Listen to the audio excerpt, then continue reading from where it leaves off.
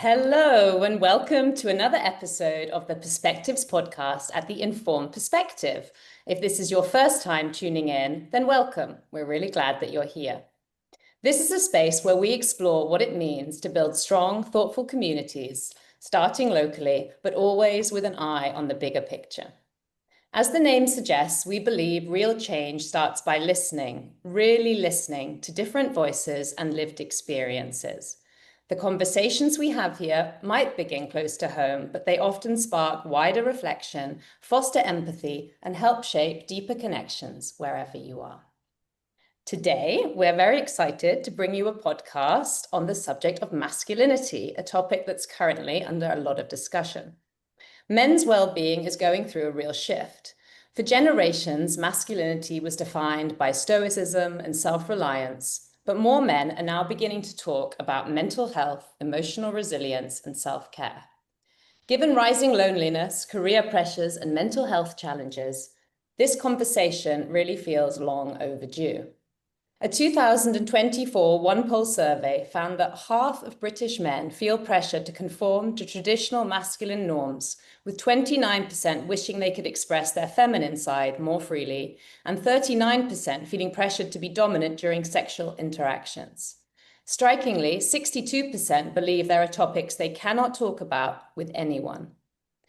Research by Malik et al. In 2020 shows the impact of such pressures in the US.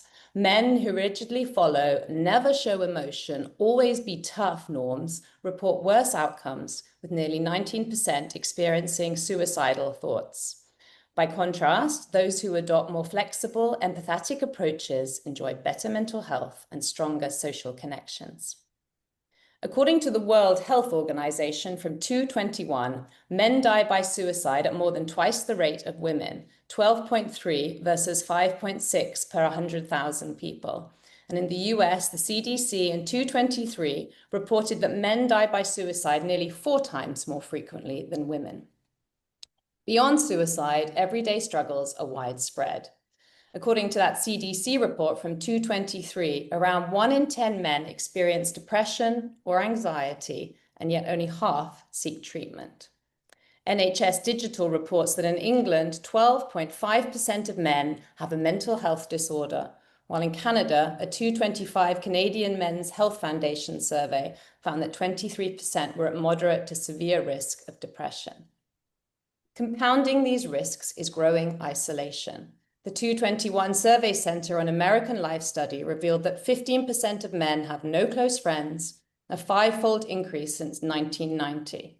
This lack of connection can fuel substance abuse, violence, and worsening mental health. A recent study by Equimundo, the Center for Masculinities and Social Justice, found that money, work, and life stress weigh heavily on men. As Dr. Tavishi Gupta of Equimundo explains, men are under pressure about money, jobs, and life, and it's taking a toll on their mental health. Some respond by clinging to traditional tough guy roles instead of discovering that helping and caring for others can actually be really fulfilling. The insight reminds us that masculinity isn't just about stereotypes, it's deeply tied to identity, our relationships, and community well-being. However, there are signs of progress. A men's health survey from 2023 found that 95% of men now view mental health as equally important as physical health. The Global Wellness Institute reported that men's self-care has become a $90 billion global market. Barbers, gyms, coaching groups, and retreats are reimagining themselves as hubs for men's emotional as well as physical well-being, and even major brands are shifting from macho cliches to authenticity and wellness. Grassroots communities, both online and offline, are creating safe spaces for men to be vulnerable, honest, and connected. And in doing so, they're redefining what it means to be strong. Strength and resilience no longer have to mean silence and isolation. They can be just as powerfully expressed through empathy, openness, and care. Masculinity is complex, and men continue to face real challenges. But could this growing willingness to rethink strength also be the beginning of reimagining what it means to be a man? When we talk about masculinity, it can sometimes feel like we're stepping into a minefield. People are quick to defend, dismiss, or debate. But here on Perspectives, our goal isn't to take sides or deliver neat answers. It's to open up space for those honest human conversations about how these issues affect all of us, men, women, parents, young people, and communities. Today, we'll be hearing from some people who have a lot to share on this subject, and we can't wait to hear their perspectives, because ultimately, this topic of masculinity shapes how we relate to each other, how we raise our children, how we treat vulnerability, and how we redefine strength. And just before we get into our introductions, I wanted to start with a few of my quotes as ever. Albert Einstein said, "Try not to become a man of success, but rather try to become a man of value." Betty Friedan, the writer, wrote, "Men weren't really the enemy. They were fellow victims suffering from an outmoded masculine mystique that made them feel unnecessarily inadequate when there were no bears to kill." Nora Vincent, journalist and author, wrote, "There is a time in a boy's life when the sweetness is pounded out of him and tenderness, and the ability to show what he feels is gone." And Sadhguru, Indian yogi and mystique from Mystic and Mistakes, wrote, "When conquest becomes the mode, people burnt the feminine out of the planet. We made it like that the masculine is the only way to be successful, and we have compelled even women to be very masculine today in their attitude, approach, and emotion. We have made everyone believe that conquest is the only way to success."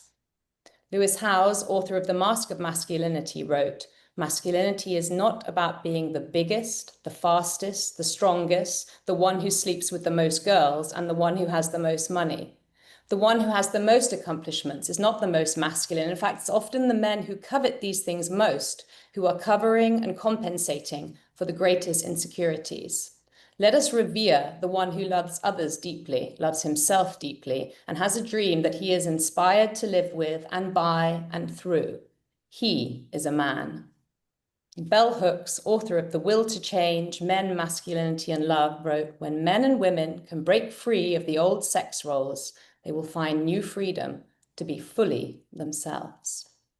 So on that note, I'm going to pass over to Jenny and get cracking with our guests today, please. Thank you. And for those who've listened before, you might notice this is our first all-male podcast. So we're very excited to have the guests with us. As a mother of boys, as is Penny, this is a subject that's close to my heart, but you don't just have to be a parent of boys. Everyone's got men in their lives, and I'm excited for today's opportunity to kind of step away from all the headlines and the debates and the discussions and hear from some people who've had lived experience and really have something to say and a perspective to share. So we'll start off with Mike Nicholson. He's a founder of Progressive Masculinity, creating safe spaces for boys and young men to explore what it means to be a man today. After an 18-year career as a secondary English teacher, he now works across Great Britain, advising the government and sharing his work on BBC, ITV and Channel 4. And Mike shared in our pre-introduction that actually in one of his schools, he physically opened up space for young male students to come and talk, and that is what started him on this trajectory. So it's just wonderful to hear that actual example. And James Yates is a father, psychotherapist, and martial artist with a deep interest in psychology, story, and myth. His own journey through men's mental health challenges inspired him to research male suicide and explore how masculinity shapes identity. He's now supporting the Beyond the Mile initiative, which combines movement, community, and awareness to honour the 500,000 men lost to suicide each year, while encouraging others to speak up and seek support. And Matt Smith is the co-founder of Smash Life, an organisation he started with his brother Andy to support young people and families navigating the care system.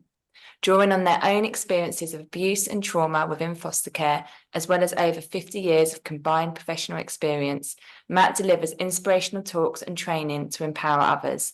He's also a musician and a songwriter with the award-winning Sonic Boom Band, creating original music for Smash Life. Now we'll move back to Penny, and we're going to start with our questions for each of our guests today. Magic. So I'm going to dive in first and ask Mike our first question of our podcast today. Mike, you're the founder of Progressive Masculinity, and I would also like to know a bit more about actually where that name came from and what that really means and why you chose it.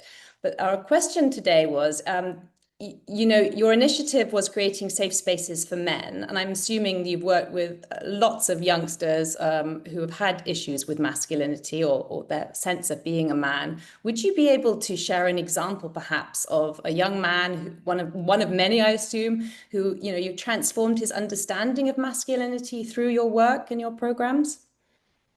Yeah, absolutely. Like you said, after 7 years in the space, there's so many, but one that particularly jumps to mind is I was delivering a set of workshops up in the Northeast in an extremely disadvantaged community. So it was near Sunderland. It was a community that used to be shipping, deindustrialized, very high rates of pupil premium up there.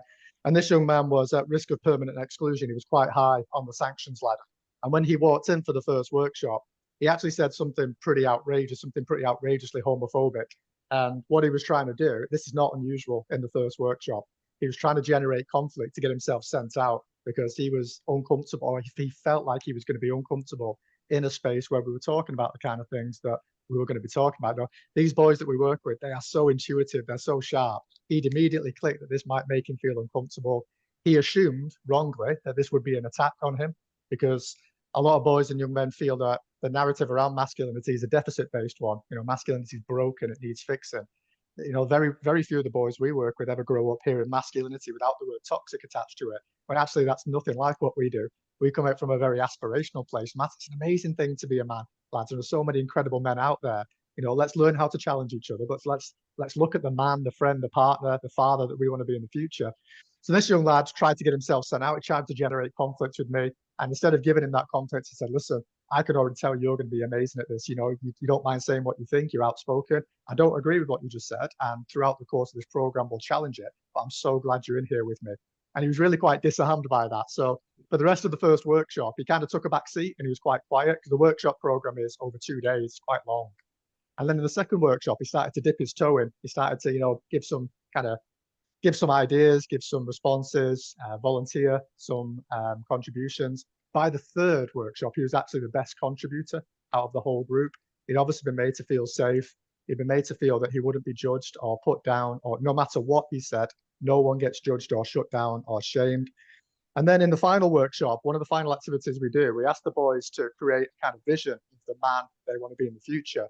And this lad had grown up without his father in his life. And what he said about all of his visions for the future were focused on the kind of dad that he wanted to be. And it was basically all the things that he never had growing up. And the teacher who was observing from the school actually started crying at the back of the class because she was so moved by what this young man was saying. And then 2 weeks after the workshop program, we got an email from the head teacher saying not only had his attendance and behavior improved, but actually he'd been seen by teachers several times challenging the behavior of other male pupils on the corridor, whether that was misogynistic or homophobic. So all that lad wanted was a space where he could talk about what it means to be a man, explore it, not get judged, not get shut down. And actually within him was this incredible man. It just really never been given the opportunity to kind of release that man. That's fascinating. And how you talk about having a safe space, I think that is also key, right? That's got to, first of all, exist in the first instance. So you're not going to unpack anything if someone doesn't feel that they can let down their guard, I suppose. And I think, that's crucial. And then on top of that, that language and that rhetoric with the toxicity. And it's really interesting because I was speaking to my husband about it. And he was like, I don't even get why we use that term at all. Like, how is that helpful in any means? I mean, where did that even come from? Came from a study in prisons quite a long time ago, and it's been picked up by popular culture, morphed into something it was never designed to be. But you're right, the key is that safe space. Where do boys and young men in our society go to access a safe space like that? They don't. They just don't have them. And what does it even mean, the safe space? Does it mean that we don't challenge each other? No, it does mean that we challenge each other. It just means that we challenge each other respectfully without causing conflict, without resorting to aggression, without that defensive mindset. Learning how to challenge each other healthily is one of the key aspects of our work. And this is one of our key motivators as well, is just giving people, like everyone really, just an opportunity to be heard. And it's like, and that should be open to challenge, but that doesn't have to be negative. That's actually, you might not agree with what someone's saying, but you can still have a conversation with them. It doesn't have to be an argument. It doesn't have to be confrontational, but it's the world is so polarizing now that everyone just thinks that's how it needs to be. And I think with it feels a gender, lot. yeah, I think it with also feels, gender. yeah, with gender. I feel like in the With gender. gender, we're being put in these two poles against each other, especially with online discourse. You know, we've got men saying, "What about the suicide rates, the prison statistics, addiction?" We've got women saying, "What about unpaid labour? What about the pay gap?" And we're being pit against each other. And actually, I don't think that's where most people want to be. I think this idea of allyship, of understanding and respecting what we're going through and supporting each other, I think that's where most people want to be. But so much of the language around gender in our society is very binary and oppositional. It's like Yeah. it's almost like suffering and pain is a zero-sum game. Like if you suffer, that means I'm suffering less just because you're suffering more, whereas that's clearly not the case. Yeah. No, we get criticism. We sometimes get criticism online saying, "Do you not care for girls? Where's progressive femininity?" And that's what James said about a zero-sum mindset.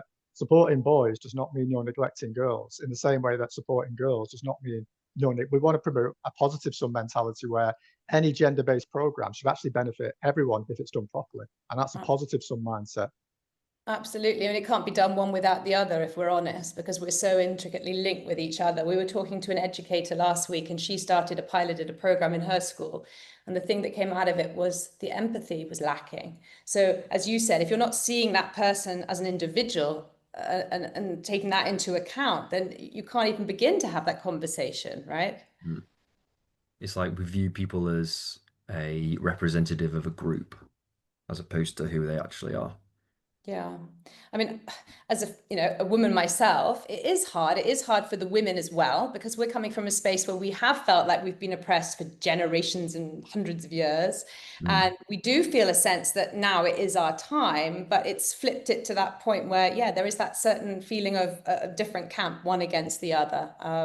And so I'd be interested to know, Mike, or to all of you, how does that work then expand to integrate girls within it? Or is it really important that actually these spaces or these opportunities are just purely male alone? Because of course, you don't want to lose masculinity, because that's also essential, right? Yeah, I think we need both. I think single gender spaces are actually incredibly. There's a reason why it's a male only environment in our workshops, is because the boys do feel much safer saying what they think. But after that, the follow-up work should then, the female voice is incredibly important in the masculinity space. Like you said, we are kind of inextricably intertwined. So we're actually generating some allyship workshops at the moment where instead of just working with boys, we're working with boys and what are our expectations of each other. What are these old social contracts that seem to be breaking down, and we can form new ones that are actually healthier for a modern age. And I think that's really what we need, spaces where we can feel safe enough to say what we want as a single gender, but then carry that honesty into a mixed gender environment where we can develop, like you said, that empathy that becomes the cornerstone of allyship. Yeah, and the language that we're using, right? Like if we, I'm over 40 now, thank you. And, I've grown up hearing certain slogans, certain phrases that are just used, like man up, don't cry, all this, but it works both ways. There are these stereotypical things that are embedded in them. And I can sometimes be in a situation where I can hear it coming up, but just out of nowhere, when I haven't got that, I absolutely agree with equality and everything else, but we have to address that as well. So how are we talking to our children right from the beginning? What example are we setting? Yeah, and intergenerational transmission of masculine values is something that's really important. So when I'm watching my son at a football game, some of the things that I hear getting shouted on: stop being soft, don't you dare cry, get up. I think we have to be brave enough. So it's not just about working with boys. This is about working with parents, carers, teachers. It's that wraparound culture of understanding. Because what we're trying to do is not just, you talked about progressive masculinity. The reason we called it that, and some people, their response to the word progressive is, oh, it must be woke, liberal, snowflake nonsense. That's the kind of, sometimes we get that. But actually, it's just moving our understanding of masculinity forward. And not just boys, everybody, the expectations, the pressures, the social constructs around masculinity.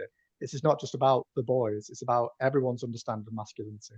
And it's obviously responding to the men here, the men and boys here and now, but that's got so much impact from what's happened before and what's going to happen, and the societies that are changing. And hearing you speak about the gender divide, but how it's all about it's insight is knowledge. So if we can learn what the men are really feeling and experiencing and what is challenging for them as women, then we can understand the men in our lives better, or the men that we pass in the street. And if we have negative experience, we can deal with that in a way that we know, probably have an idea of where that's coming from. And it's, you know, or you can, you know, with the next generation, you can support them and you know, you identify where the, you know, things don't sound right, or you shouldn't say that. I was actually often referred to my eldest son. I call him my eldest, and someone said to me today, "How old is he?" I was like 6. She was like, "Oh, I didn't think he was that young." So my eldest, littlest, my 6-year-old, who cried yesterday when I horrifically when I dropped him off at sports camp. But actually, I was so proud of him crying, because he didn't stop in front of anyone. He was, I mean, I can't even say bawling his eyes out. He was whimpering and proper, like, didn't want me to go. We don't really know what got into him. He just had a wobble and a bad day. But I was actually proud of him and I was, honestly, it was a bit frustrating because it made me late. It, you know, not messed up my day, but but I was like, actually, I'm just going to focus that this boy felt something and he wasn't ashamed to do that in front of peers. And there was only one other girl typically, but that was other boys, older boys, his brother. And I was just like, actually, good for him. He felt something and he went through it and he got through the day. And he said to me today, "Mum, I don't think I'll cry this morning." And it didn't matter if he was going to or not. In my head, I was like, please don't. I've got my facials to get to. But you know, I would have, and unless you think about it more and you get that insight, you don't always sort of respond as you should, is what I mean. Getting into And someone all he's done is he's acted in a very natural way to quite an anxious scenario there, being dropped off in an unfamiliar group. And what this idea that boys and men don't like to show emotions, boys and men don't like to talk, it's an absolute fallacy. It's rubbish. Like, we actually really enjoy it if you create the right space for us and model how it's done. You know, we're taught growing up. I grew up in Bury in the 1980s in the Northwest with a very rigid script of masculinity. This work has actually been quite uncomfortable for me at times, looking back at how I was, some of the things I said, how I was raised. And it's taken kind of, I don't want to big myself up, but a little bit of bravery to kind of dig into that. And I think what we've got to be brave enough to look and think, how not just how do the boys need to change, how do I need to change in the way that I approach masculinity and emotional literacy? Can I raise a son that has access to more emotions than just anger? You know, we're taught we can be angry or we can be fine, and that's it in the male world. We've got to be one of those two things. This massive spectrum of emotions that we feel, but we don't know how to access, we don't know how to recognize, and we don't know how to describe. I mean, I was a language teacher when I was a teacher, so I come at this from quite a linguistic point of view. Can we help the boys develop a vocabulary, recognize when you feel lonely, when you feel isolated, when you feel joy and love, and how can you express those? Because actually, those are amazing. All of those are very healthy emotions. There's no such thing as a bad emotion, even anger. You're going to get angry. There's a million things in this world that are going to make you angry. But how do I express my emotions and anger healthily? Sometimes that anger is also righteous as well. Absolutely. And needed, and actually there's so much more below it that if you don't do that exploration, you don't know what's actually triggering that anger. It's, you know, even just, you know, frustration or fear or anything like that, and you need to spend the time and have the space to unpack that. But what Yeah, about it's the anger even iceberg, isn't it? All those things underneath. And what boys are told is that, oh, he's an angry boy, he's dismissed. Boys and young men are constantly dismissed as an angry young man. When, like you said, actually we need to help them understand what's underneath the anger, and we need to understand what's underneath the anger. It just makes me think of my grandfather, who was sent to boarding school when he was 5 years of age across the other side of the world. Probably had issues his whole life because he'd never had anyone to help him regulate his emotions. You know, we were brought up with that phrase, be seen and not heard. Like, that phrase alone just makes me want to, like, that is exactly what we're talking about. You know, we're meant to be there, but we're not meant to unpack those feelings. It's, yeah. Oh, and you've raised an interesting socio-economic thing. The kind of stereotype of this work is, oh, you must go to really deprived areas in a city. Actually, you know, we've worked with some of the most prestigious independent schools in the country, and some of those lads have quite extreme issues. You know, I won't name it, but I was working with a group of sixth formers. We were in the common room and we were sat on the couches having a chat, having a chill. And one of them basically said, I felt like I got dumped here when I was 11 years old. I don't really feel wanted at home. I feel like they just want me out of the way. And about 4 of the other boys said, I feel exactly the same way. So this idea that there's a certain group of men that need this work is obviously not true. I think these conversations are for absolutely everybody. Absolutely. Thank you. We're going to move on now to James. James, you're a psychotherapist, as we already mentioned in the introduction, and I'm guessing you have a lot of insight into both men and women with mental health. In the context of the work that you do, I wanted to ask you, do rigid ideas of masculinity start affecting men's mental health? Have you seen anything like that? And what can help them feel safe enough to show their vulnerability when they come to you? All right, so I think to answer this, we need to split into two parts. Obviously, the first part, how do rigid ideas of masculinity affect men's mental health? Um, there are certain premises in this. So masculinity is not inherently negative, but rigid versions of it is harmful. I agree with that. Assumptions are mental, assumes that mental health can be worsened when they feel they've got to conform to like narrow definitions of masculinity. I agree with that as well. And it assumes that the suppression or repression, if you like, of emotions can be psychologically costly. So I agree with that as well. Um, so boys are largely taught early on what it means to be a man. So either by the culture at large or by the men in their lives, as we've already like kind of touched upon. So often this means that some values and traits are elevated and some are shunned, at the expense of, or even the ignoring of, who is this individual. Um, so with this repression, the emotions that we feel, they don't vanish. They basically find outlets of expression in ways we wouldn't usually expect. So they kind of like come out sideways, if you like. Um, and things which like that, they just become a habit, right? So with this, if I'm repressing parts of myself, I'm not really showing you who I am.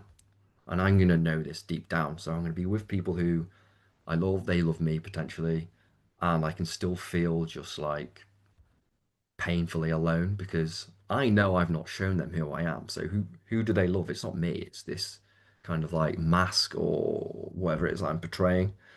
Um, well, yeah, portraying, not betraying. So having to deal with all of this and not asking for help and all of that stuff, it kind of leads us to um, fail, I suppose, in inverted commas, in what we're trying to do. Like the challenges that life throws at us, we're not going to meet them. Um, which kind of, in my experience, builds a certain sense of like shame, which people can really struggle to put their fingers on, really. Um, I would say culture also deepens this because we get conflicting messages, like, oh, you need to be tough, blah, blah, blah. We kind of stigmatize male pain. But at the same time, we're taught obedience and safety over initiation and adventure and things like that. I think someone mentioned earlier again about how women are being encouraged to become more masculine and men on the other side of that are encouraged to become more feminine. So there is, well, the polarity which was originally there is kind of like dying out, um, which is a whole other issue in itself, I think. And then you just got to kind of look at the stories which we tell in contemporary society. So we've just had that adolescence thing, um, and even people like the Prime Minister's calling that a documentary. I mean, come on. And it's telling boys that they're broken, they're potentially dangerous, they're potentially vicious. Um, and I can scarcely kind of believe how ridiculous it is. And then when you contrast that to all the like positive things, so I'm absolutely like obsessed with Lord of the Rings. Um, I'll probably bring this up a few times during Where's this. your t-shirt? I'm gonna like maybe have like a ring like Frodo carries it. Um, but like that tells boys a completely different story. That they're potentially heroes. It says that masculinity is not something that needs fixing, but instead it can be anything. It can be courage, loyalty, temptation, redemption, fellowship, as the first book or film, whichever you want to consume. It gives us alternatives to passivity or anger, but I'm thinking of a specific example of the passivity one. I don't know if any of you've seen or read Lord of the Rings, but in the second one, Theoden is in his chair and he's kind of under the spell from Saruman, and he's like, yeah, he's slumped in despair, I'd say. Who's saved by Gandalf, but isn't he's not like break yeah, he's not breaking a spell exactly. He's reminding him that he's got agency and Mm. hope. That's kind of it, really. That's all Theoden needed. That's all boys need, and kind of also ironically, that's what Jordan Peterson rose to prominence on. This kind of like hunger of encouragement and whatnot. That's kind of what made him famous. So, I and he kind of came alive that his kingdom needs to be rescued, saved. I'm not sure what the right word is, but I'm kind of trying to get it like masculinity. A good definition from my perspective of masculinity is like it lies in service, not control or servitude. Um, and that's so basically something you choose. You must choose to be in service, otherwise it's servitude. Um, and and again to go to Lord of the Rings, person who epitomizes that most is Frodo. Mm.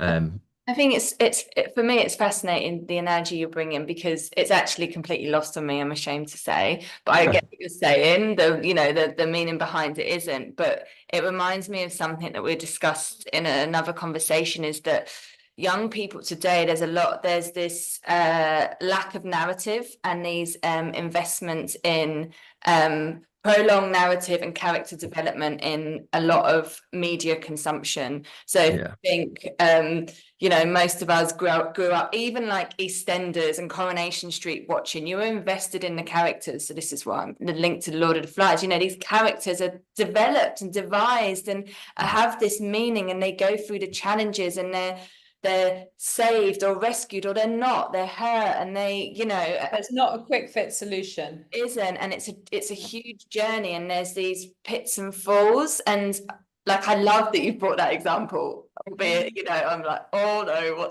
I don't know, but it's so, if you think now about all the content that we consume, like the reduction in reading, the video shorts across social media, but even Netflix, like the series, they're just not, my kids put on something that was like some American teenagers ones, and I was like, oh, why are they watching this? But I was like, but actually there's characters and they're going to go through stuff. So I was like, actually it's adult, a bit too grown up, but it's all right. They're gonna, And that's the empathy again, Jenny, right? Because you're feeling their struggle. You can understand what they're going through. You're going with them each step of the way. It's a bit stupid, but at least there's, and so thank you, James, for bringing that to life, because I think it'll have a lot more meaning to a lot of other people, but I think it's really, really significant. And I think that purpose and agency, James, that you were talking about, like we see that as well with our tweens and things. They want something that is meaningful for them. I think if you don't have something, that's also really hard to find your way and your identity. How do you guide yourself towards something if you don't know what that thing is? It's kind of difficult. And to kind of like add on to this like character thing before I move on to the second part of the question, is like characters are often portrayed as this is the good guy, this is the bad guy. There's no gray area. And to Lord of the Rings again, um, Gollum, for those of you who've seen it, is this character who, his friend finds the ring, he murders his friend, steals the ring, is consumed by envy, lives for like 500 years in the mountains with this ring, becomes this kind of almost monster creature type thing. And when he'd also, he toward the end, he decided that he's going to have Shelob, this massive spider, kill the hobbits, and he's going to take the ring. But there's a moment just before they go into the cave, and this is in the books, not in the film, where he almost like repents and like finds redemption. And Tolkien's writing this, and he said in one of his letters, I think it's to C.S. Lewis, that he was crying as he was writing it because the he's like portrayed having gray eyes, and then as he's kind of like kind of coming to almost, and he's going to actually genuinely help Sam and Frodo, his eyes start to get a bit green back, and then Sam wakes up and he's like, "Hey, what are you doing, you villain?" Yeah. So then he's been now, so that kind of even Frodo, no, not Frodo, Gollum, this villain, there's still some ambiguity there, and then and again a whole new topic, I suppose, if you like, is then identity. He's obviously now he's been identified as the villain. He's going to be the villain. And actually, what Mike was talking about before with the guy in his workshops, he's identified himself one way, Mhm. and then that's one that's been challenged. Like I don't, probably Mike, you weren't trying to challenge his identity in that moment, but that's probably what happened. And then over the next few days, he's kind of like And changed. that can feel like an amazing loss in that moment. Like you fight to not Mhm. have it taken away from you because that's all that's defined you up until that point. Yeah, that's a really good point. Yeah, yeah. And for me as well, roles, your role that you're playing, which makes me think of Mike's example student. You know, he's gone in playing this role of, Bardo, you yeah. actually assume that identity, and then gender comes into that a lot. Yes, because like you might, whatever, typically play the role of your gender, but actually, it doesn't have to necessarily be your identity as well, because you've got a lot more to explore and express than that. But you can quite easily get boxed in and stay in that box and limit yourself in that box. But like you hide behind your identity. It like becomes you, and then I don't know, 30 odd years down the line, you're suddenly having a midlife crisis, and you're in a bloody red sports car, and you're like, what the hell am I doing? Yeah. Anyway, we digress. So, Yeah, but so when we're going back to sort of creating, again, we go back to that word safe again. So helping young men, boys feeling safe enough or to show their vulnerability. What suggestions do you have in that instance? um, so I would say I take slight issue with this bit in terms maybe it's a bit of a semantic issue. Um, so the word vulnerability comes from vulnus, which is a wound. Mike, you're the linguist, you can tell me if I'm wrong. Um, which is to expose oneself to harm, which maybe well, many men do hesitate when it comes to that. So I would say what's more maybe applicable or needed is say emotional accessibility, let's call it. So it's I grant you access to my inner world and I can revoke it if I want to. So it's you have to earn my trust for me to then let you in. And this is actually what happens all the time in therapy, especially when I'm working with younger people. Um, they don't want to come in and talk about how shit their parents are, what happened to them when they were 10. Like sometimes I spend a couple of sessions, we just talk about what film they've been watching or football or whatever else. We have to Or build the trust. Um, and I always say if you go to a therapist and they say, you can tell me if you want, this is a safe space, get out. Because they don't understand actually it's a it's a you've got to do it together. It's not automatically a safe space. You have to build that trust. So I prefer the term emotional accessibility for that reason. Mhm. um so from there then let's say for men to open up, then we need to say or show emotional honesty. It's cast as like as courage. You just a courageous thing to do that. It's not a weakness, and it must be framed like disclosure must be framed as like mastery, not a loss of control. Um, and I think men will risk that when they trust that they won't lose the respect and love or the belonging um, when they reveal themselves, which is what the trust is basically. That's what an emotional psychological safety is. I'm not going to lose something by showing you who I am. You're not going to run away. You're not going to um well physically run away or emotionally withdraw. Yeah, feeling like they're being abandoned. So and I think one of the issues then is that many people don't actually know how to be with a man who's in pain. I think a lot of the time, as we've discussed, that can be kind of conflated with anger. This person, they're in pain, that what's next? They're going to get angry. I'm in danger. So I think that needs to change from like a cultural kind of perspective. Then um, there are certain I don't really necessarily need to go into that yet, actually. Um, but culture can change because it has done in the past, and we can code vulnerability, accessibility, however you want to, whatever word you want to use, Mm. as honourable instead of weakness. So I'm just trying to understand then that so when you're saying how to be with a man in pain, you're referring to how women, I suppose, or other men yeah, potentially, both really, yeah, both, yeah, can enable them to let down their guard and speak freely, or what? yeah. Yeah. So for example, if I've ever been to any men's groups, and I've been to a few, most of them you have a talking stick, which I don't like because I'm not a child. Um, but at the same time, I can see the value in it because a lot of people, a lot of men, this one's mostly men, here someone's got a problem and they're like, right, how can I solve this?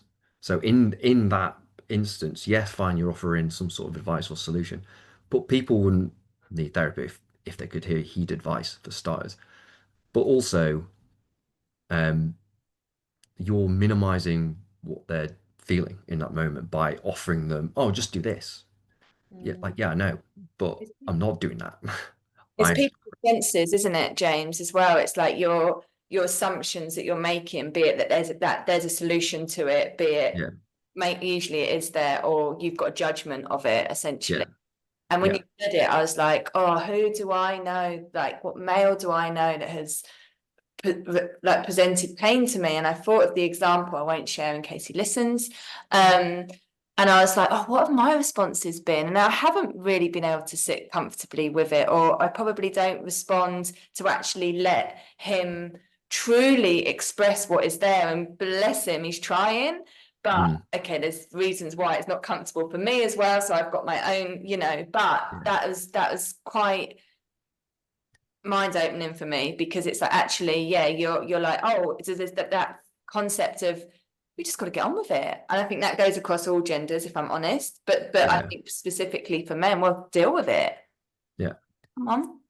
I kind of think there are two things there then, and one of them is like we were talking about people. This one, I think, especially women, have been mistreated by a man at some point, and there are different ways you can look at this, I suppose. One of them would be like a Jungian archetypal version, and um, I've got a I've got a book here. My girlfriend laughs at me every time I read it because the name's really funny. King, warrior, magician, lover. So these are four different archetypes which all men kind of have within them, and they've got the mature version, which are the king, warrior, magician, lover, and then they've got each one has um, immature poles. Um, and I think this is kind of true for these archetypes, but also for different traits. And we're going to talk about aggression, for example.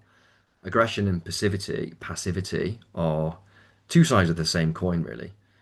Um, like a lack of aggression is passive, blah blah blah, and it's like what it means to be a man has now been shrunk to a really narrow part of each of these spectrums, if you like.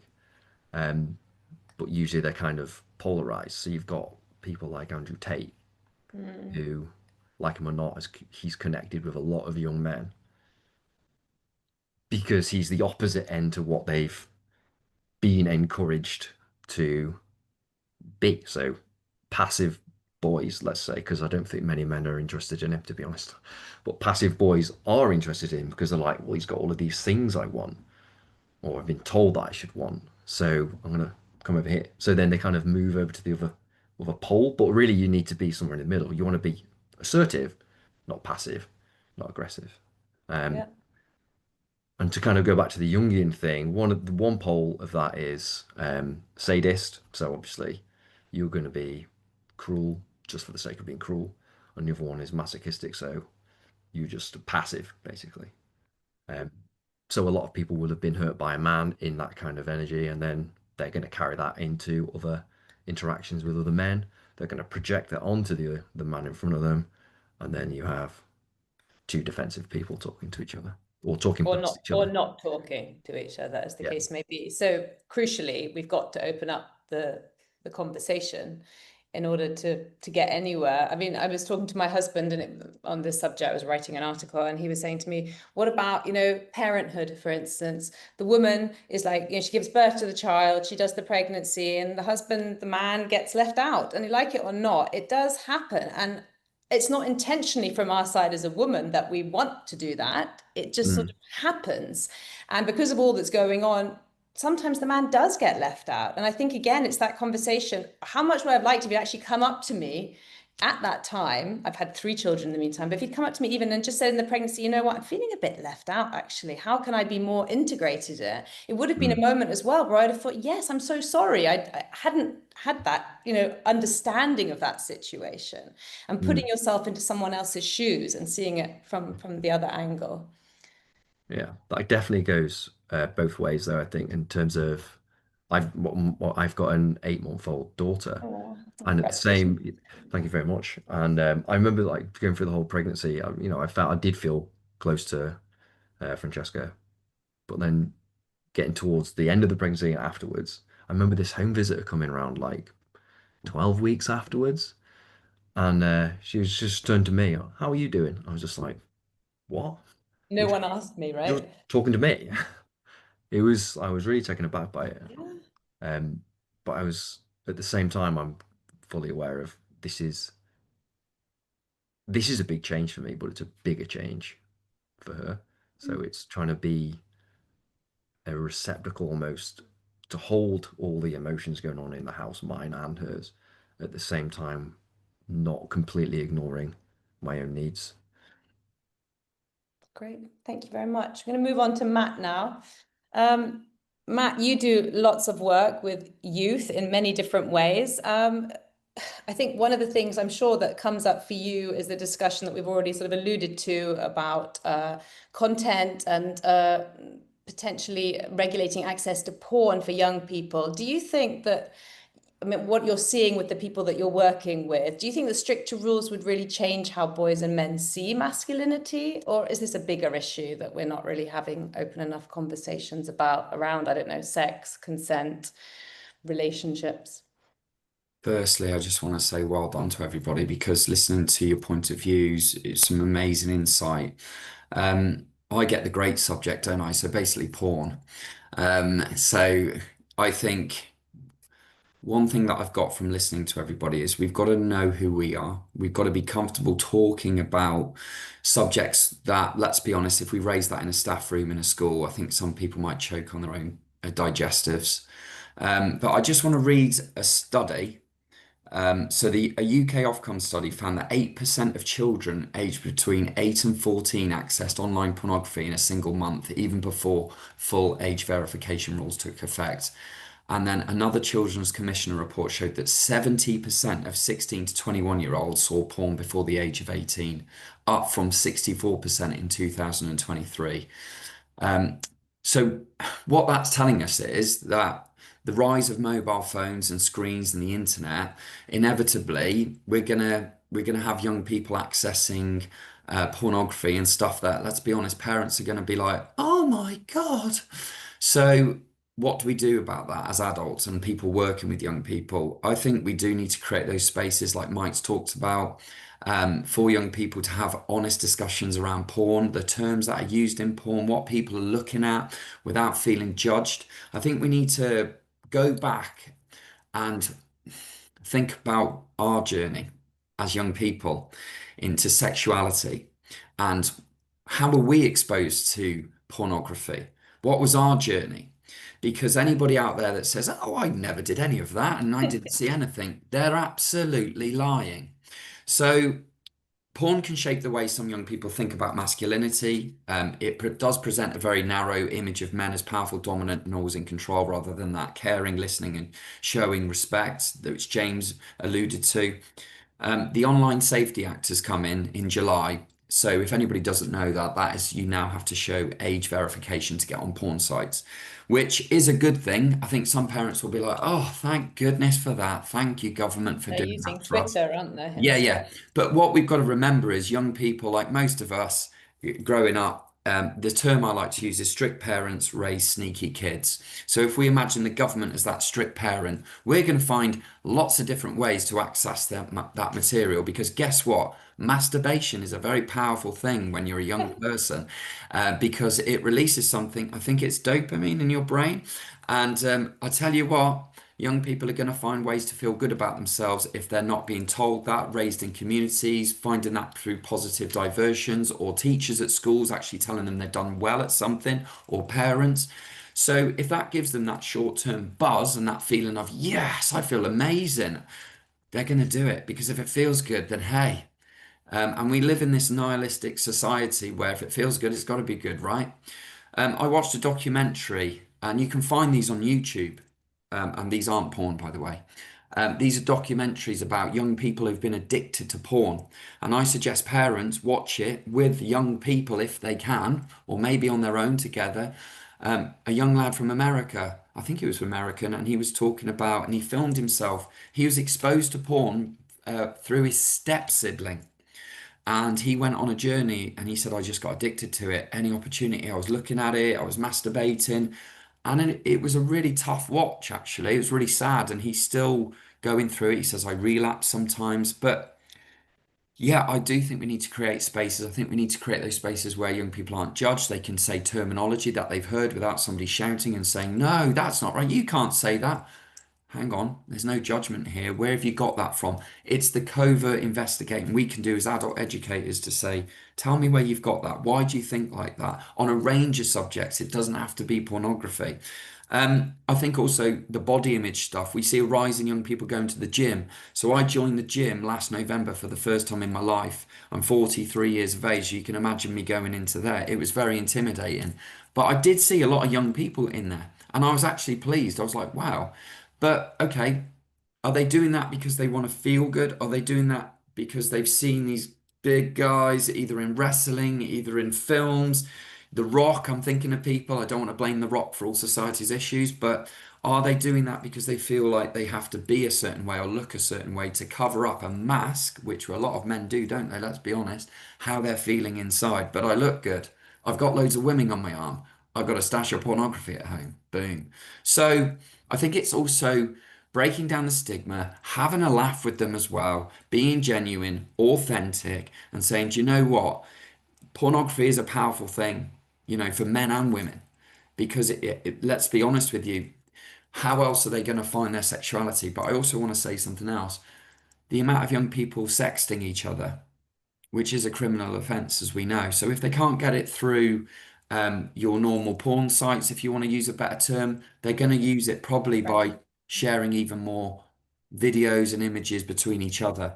And that's something as parents and teachers and people working with young people need to be aware of, and actually informing young people in these safe groups that they are actually committing an offence, because if they're sharing pictures of minors, which they are. So it's reminding them of the law without shaming them, and saying there's no judgment here in that space.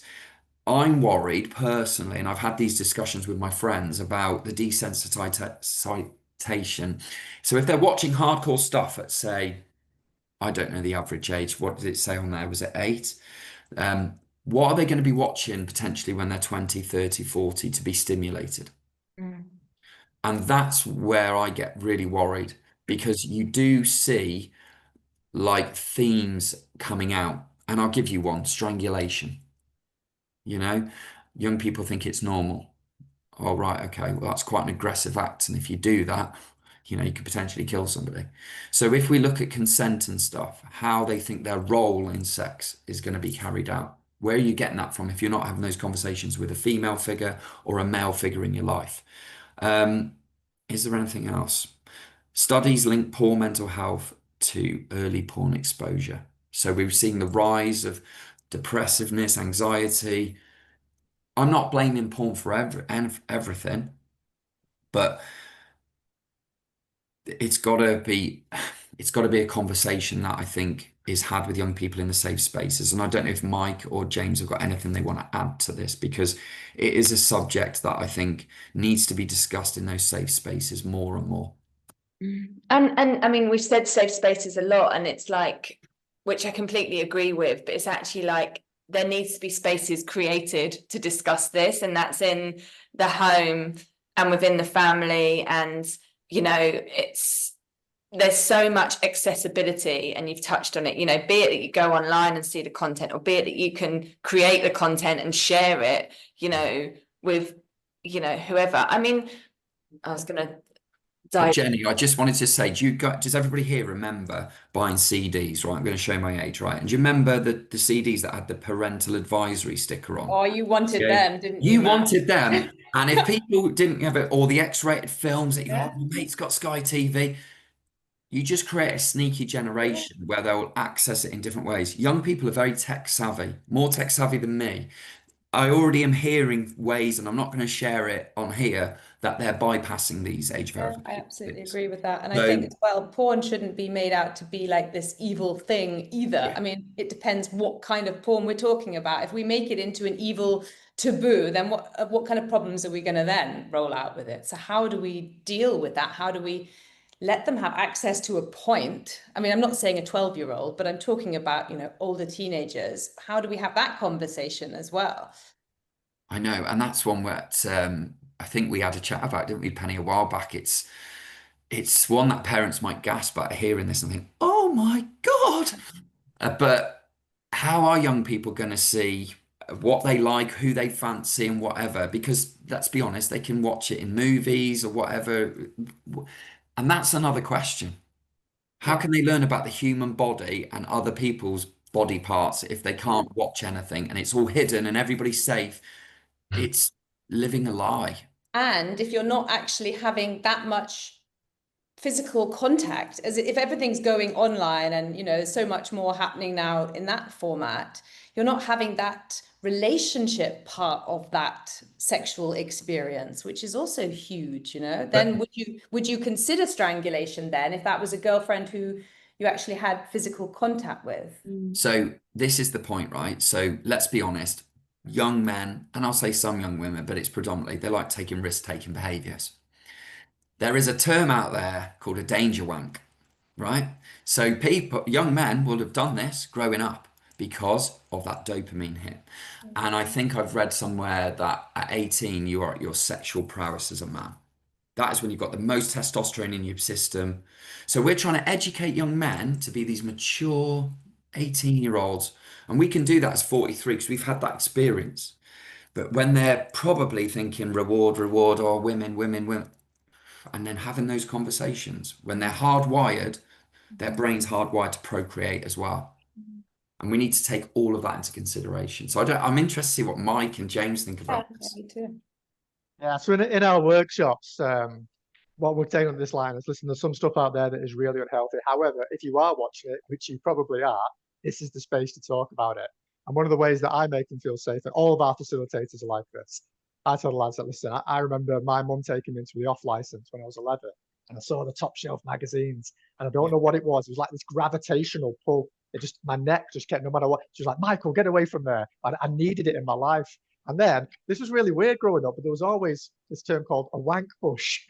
And it was like people would stash pornography magazines in bushes and trees. And if you found that was like the jackpot. So I would say to the boys, listen, that I completely get this is part of your sexual development, the curiosity, the desire. It is so normal. However, especially with digital culture, how pornography's changed and become so aggressive, if you think what you're seeing is healthy and will make you a good partner and a respectful man, that's what we need to discuss. There's no shame here. However, it's separating what you're seeing from what's healthy. And when you frame it like that, they're actually very open. Again, there's this assumption that they don't want to talk about it. And there is some weirdness about this topic.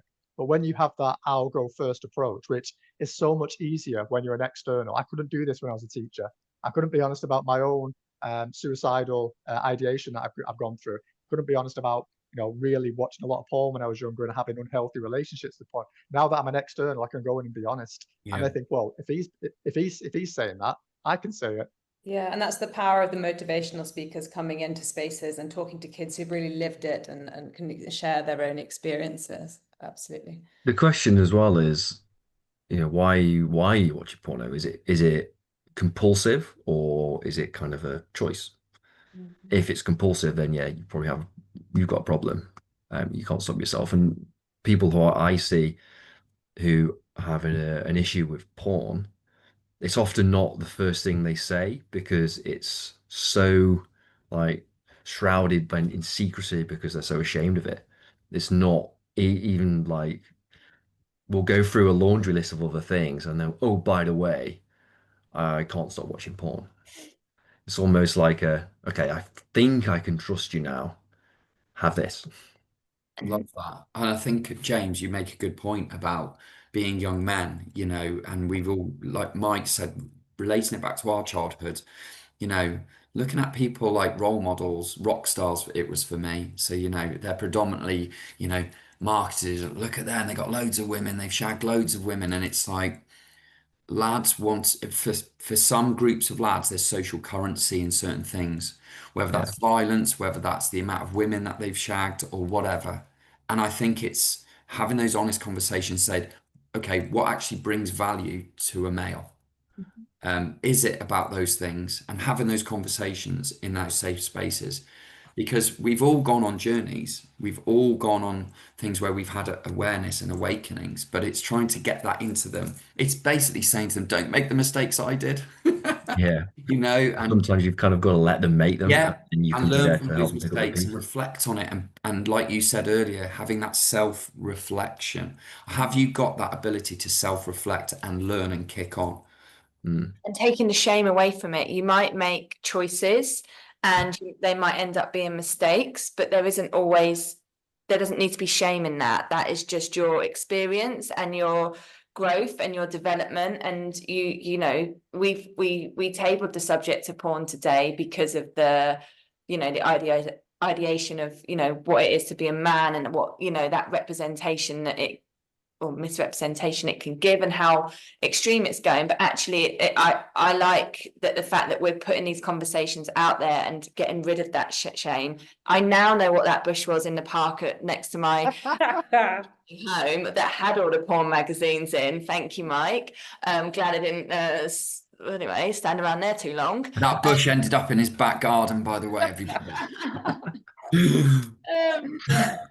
But also it's like, we can sort of have a laugh and recount our childhoods and our experiences, but actually it normalizes it, and it's taken away that actually there are things that human biological things that men and women go through, and there's so much sensationalism in the world today around. There always has been. We've touched on body image, which Penny and I have already done a podcast on, and we're doing another podcast on, which we actually need some male representation in, we realized this morning. But there's always this this is how you should be, and this is what it should be done, or this is the in thing, and this is what it is to be cool. But actually we touched on, it's going back to who you are and why you're doing things, and what it means to you. And I think that's really important, no matter the gender. And what you want to do with that, and that self-reflection is so important. I think the word James used earlier, James used the word agency, and that's massive for us. Like we say, lads, there are 4 billion men in this world. There can be 4 billion different ways of being a man. You have got the agency to design the man that you want to be, and that's what we're here to do. We're not dictating masculinity. We're not telling you what it means to be a man.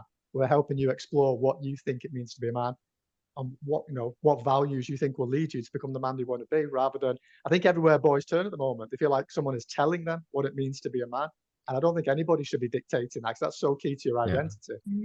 And the spectrum's so broad, isn't it? Of like what you can be within that concept of what masculinity is, right? It's so liberating, such a liberating message. This narrow script can be ripped up and you can write your own script. And right now we can have that, right? They can do that now because the conversation's rolling, so they can take it wherever they want to. And it changes constantly.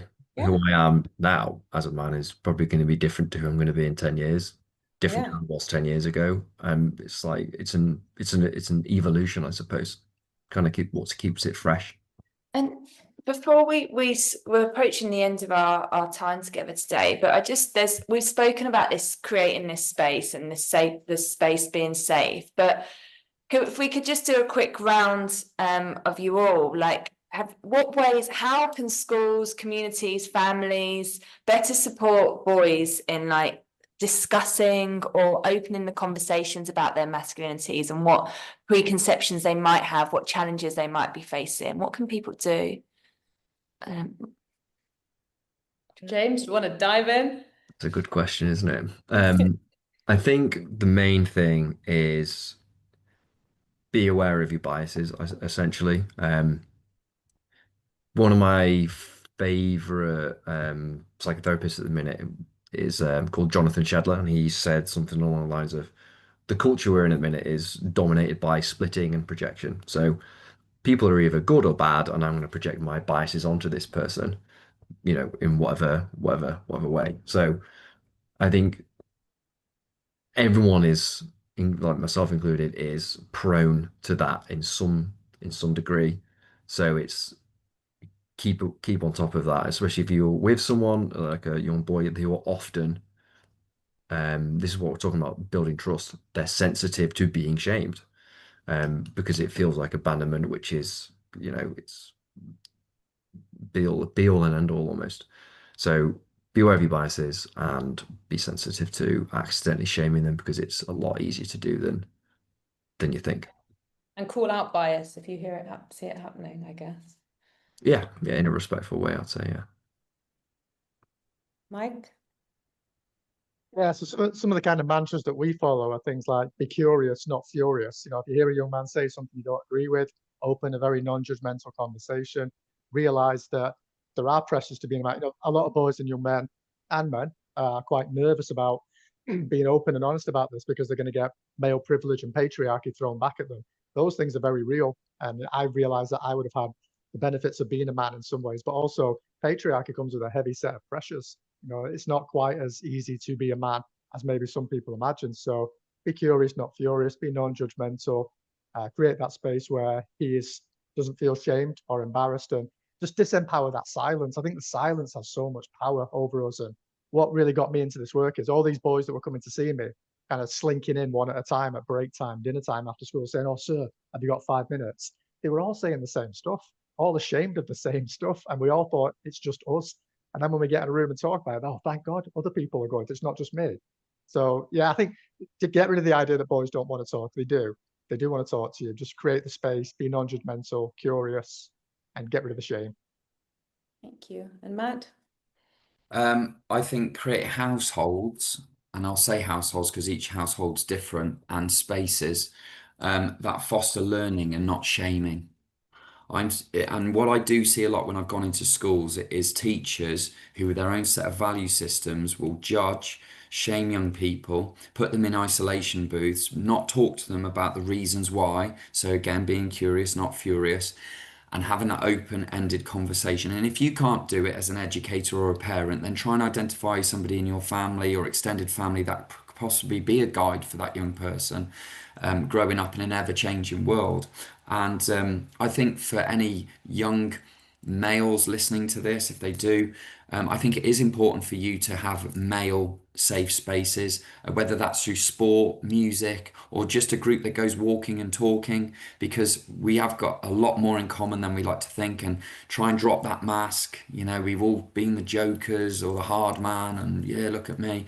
Try and drop that mask and just try and be real and authentic, because you'll probably find you'll get a lot better, authentic, genuine connections and support groups in your life. So I would say to schools, be brave, create those spaces, and it'll be worth it. And involve women as well at the right time. It's not just about going, we got a male group and they're run by men. Like, women hold a lot of great power and wisdom, and I think we should be utilizing that, because a lot of men are growing up without sisters, without mothers, and they need that input from somewhere. And if you're a strong woman and you've got, really an open mind and an open heart, they'll really listen to you. And you've alluded to it, Matt, and I just want to kind of call this out in my own, I'm not answering my own question, but it's like find a mentor and be a mentor. And I know that's the work you do, and Mike, you do it, and even James, you know, with your clients, you will be mentors to some of them, if not all of them. But I was reflecting on my own journey with mentors, and I've actively sought them out. It takes some confidence to do that and to approach people, but actually they're so valuable. Often they start as professional, and they always end up as personal mentors, and then friends, and then what I like to say, expanders, you know, someone who will. But Penny and I have nibbled on the subject of, you know, what can we do to you know, create. I just am so passionate about it, and you alluded to it, Matt, so I just wanted to get that in there, because I think it's something that is can be so valuable to young people. I want to end with our question from our tweens today. And one of our tweens has asked the question, why do you think parents often give boys more freedom than girls? And is that fair? I think this links in quite nicely with our conversation about how it takes two genders. So Matt, do you want to go ahead? Well, I think the very question links into the stereotypes that we probably give both boys and girls, and lads can take care of themselves, but you know, my little princess ain't going to be out there on the streets late at night. So yeah, I think it links into all of those stereotypes, and that girls are seen as vulnerable, and in some cases, physicality, that may be true, but it still doesn't matter. Look, young people are young people, and under the age of 18, they can be exploited regardless of their gender. They can be taken advantage of, and I think it's a parent's. Yeah, to answer the question, I think it's down to how they're seen in society. I'm trying to answer it in a way that the young person who's asked it will understand. And I do think men are probably seen as protectors as well. So it goes down to the stereotypes, and parents need to question those stereotypes for themselves. But it's not a safe world out there. We need to be honest about that. It's not scary either. I just think it's about being more aware. But yeah, that's my answer on that. Sorry. Thank you. It's great. Over to you, Mike. Yeah, I'm going to put my parent hat on here to answer this one. So I've got two school-age children, and I'm going to say that parents are not perfect. It's a really difficult thing, parenting. When I became a parent, particularly when my kids got older, I kind of felt this pressure to have all these answers that I didn't have, and I have quite a few anxieties around parenting. So if I think of the intergenerational transmission that came from the parenting that I saw modeled for me when I grew up, we had this boys will be boys approach, which excuses maybe some poor behavior because of our gender, where we need to challenge that. Boys will be, you know, what boys are made into. Like, boys are accountable for their actions just like everybody else. So I welcome challenge as a parent. You know, if my daughter says, if she thinks there's a double standard, as long as she's respectful about it, I encourage her to challenge me. I'm not this authoritarian, godlike parent that's got all the answers. And I say to my kids, listen, I'm going to make mistakes. You know, I just like you. And if you think I have, you know, challenge me in the right way, just like I challenge you. And then we've got like some of the gender stereotypes that Matt just picked up on. You know, if a girl's seen as bossy, whereas a boy is seen as assertive. And you know, in the past, I don't think we've been good enough at challenging these. So I think some of those double standards do exist. I can understand the frustration of the young woman or young lady who sent that question in. I think we as parents need to be brave enough to challenge ourselves, but also we need to create space where young people can challenge us, and we're not seen as these authoritarian kind of answer holders, and you know, or we've got all the wisdom. Thank you. James? I'd be really interested because don't have any lived experience of this because I'm an only child and I've got one child, one daughter, no sons. So I'm kind of coming from this from like I don't know, intellectual kind of perspective, I suppose. So I'd be interested to see whether there's a difference as a whole between the mother and the father and what rules they kind of impose on their children, whether the mum's more lenient on the daughter versus the son or vice versa, that sort of thing. I can almost kind of see myself almost being more lenient on if I have a son, purely because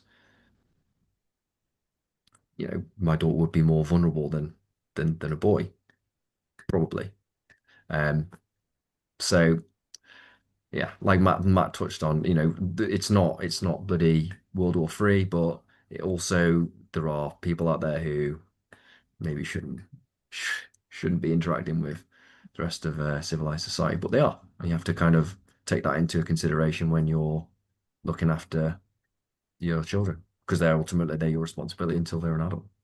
So I'm a mother of a girl and two boys, and for me, speaking quite honestly, it is a different game, or at least it feels like it is. And I'm obviously a woman myself, so I'm coming from a different angle, right, as the man. Yeah. But at the end of the day, when you're talking about the sexualization of youngsters or whatever, it still is, and it's on TikTok and it's on social media, it's in the media. Girls do tend to want to dress up in a certain way. We feel as women, we want to feel good about ourselves, and why shouldn't we be allowed to put the red lipstick on and the short skirt and the high heels? But of course, when I think about that for my daughter, it does set alarm bells off for me, and that is different for my son. And yeah, that is those stereotypes exactly all over again. And like, when my daughter says, why did he wolf whistle at me just now? It doesn't happen the other way around. There's still these conversations that we absolutely still need to be having. And then that empathy again, how would you feel if it was the other way around, I think. Thank you so much. Thank you so much, everyone. That brings us to the end of today's episode of the Perspectives podcast at the Informed Perspective. Masculinity is a complicated subject. It's shaped by culture, society, and also our own experiences. But it's also something that can be redefined. We've seen today that being a man doesn't have to mean bottling everything up or following rigid rules. It can absolutely mean being compassionate, connected, and courageous. Whether through mentoring, creative outlets, therapy, or simply honest conversation, men and boys can explore new ways of understanding themselves. Our guests, Matt Smith, Mike Nicholson, and James Yates, have reminded us that change begins with listening, questioning, and creating safe spaces where vulnerability is seen as strength, not weakness. Changing societal expectations opens the door for everyone to live more authentically. Thank you so much for joining us today, for reflecting with us, and for being part of this conversation. Keep listening, keep questioning, and keep supporting each other. Until the next time, take care, be well, and keep informing those perspectives.